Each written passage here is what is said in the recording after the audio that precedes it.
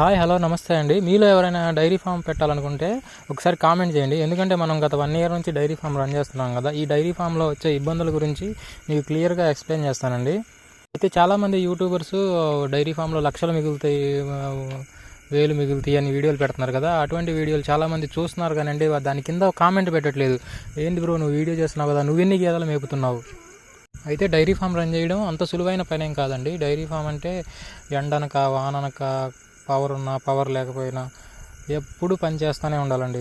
వరుసగా 3 రోజులు వర్షం పడ్డా పని ఆపకూడదు, 40 డిగ్రీల నుంచి 45 డిగ్రీలు ఎండ ఉన్నా పని ఆపకూడదు, పొద్దున తెల్లారి 7-8 దాకా మంచు కురిసినా పని ఆపకూడదు, పెద్ద గాలివాన వచ్చి కరెంటు పోయినా కరెంటు ఉన్నా లేకున్నా పని ఆపకూడదు.